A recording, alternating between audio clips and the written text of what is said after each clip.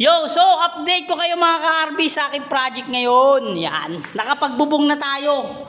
Bali nasalpak na natin yan, kumpleto na yan, may gutter na yan, may palupo na yan mga ka-RB. So ngayon, ang tinatrabaho natin, nagpifinishing na tayo sa loob. Ayan o, nadagdagan na natin yan, di ba dati kapos.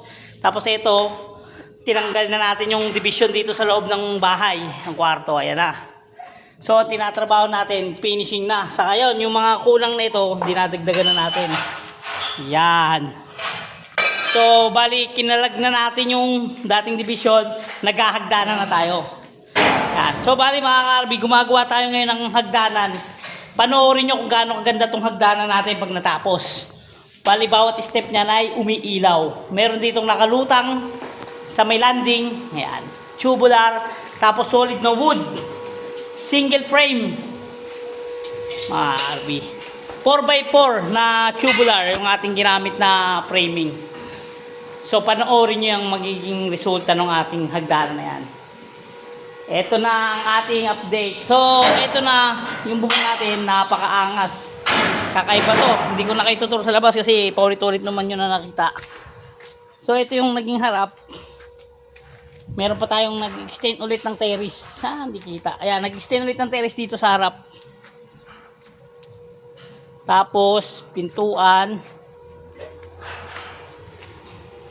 Tapos, ayun yung hagdanan natin. Ayan, bakit? Akyat tayong pa ganun. Tapos, may hallway papunta dyan. Kwarto-kwarto na ulit dyan. Itur ko kayo dito pag natapos natin to.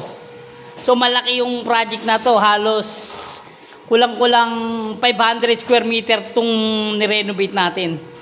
Sobrang laki. So ayan o, paano masabing 500 square meter? 500, mahigit pa. Ito pa lang loob lot area nito, ito pa lang nasa 70 na. Plus ito pa. Ito siguro nasa 45. Itong kwarto 30, palagay mo na yung extension ng banyo. Palagay mo ng ano lang, 10 lang. Itong terrace nasa 20 square meter. Tapos yung in-extend pa natin dito sa labas, ito malaki din to.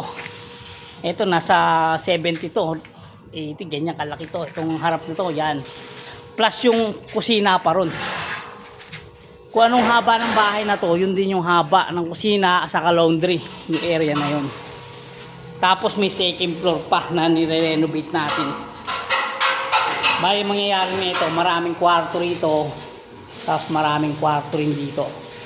Napakatagal ng project natin na to mga ka-RB. Sana matapos natin nang hindi tayo maboring sa sobrang laki. Bali, ito hindi natin kontrata. Arawan lang tayo. Pero tayo yung pinaka head, pinaka foreman, pinaka general, kumbaga structure na nag-design na rin, nagsasuggest, ganon. Tayo rin yung dumidiskarte ng mga trabaho, ganun tayo. So hindi natin kontrata, pero ano lang tayo, foreman, engineer, project ano, basta lahat na. Ayan mga kasama natin, oh. Ano gagawa mo? Boom panis. Pinakamaangas na lutuan sa Nueva Ecija.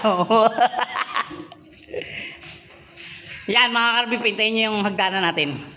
Saka yung magiging tsura nito, napakalaki kasi nito. Ano to resort to. Bali, yung nagpapagawa nito is malapit din sa atin. Kaya hindi natin pinakiyaw dahil sobrang laki nito. Siguro kung papakiawin to, estimate ko lang abutin na to ng mga 20 million sa materials at labor. Sa ganun siya kalaki. Sa finishing, saka sa labor. Pero ngayon, tipid siya sa labor kasi halos 4-6 lang kaming gumagawa. Ngayon, 6. Pero kung tutusin, magdadagdag siguro kami pag finishing na. Pag puro pintura, puro tiles na, puro ano na, sabay-sabay na. Sa ngayon, mga structural, kami lang muna yung... So, mga ka-RB, magabang-abang kayo. Baka sa susunod magpamigay na tayo ulit ng mga ano natin, mga kalokohan natin ulit. Magba-vlog na tayo ulit. Para kasi nasa construction na tayo balik na tayo sa construction eh. Hindi na tayo nakakabiyahe. Gawa ng mahina yung kita, tapos mahal yung diesel. Tapos minsan nababan ka pa nung kailangan mong trabaho. Ito, sa construction, wala naman ang pandemic. Peace out mga ka-RB. Let's go!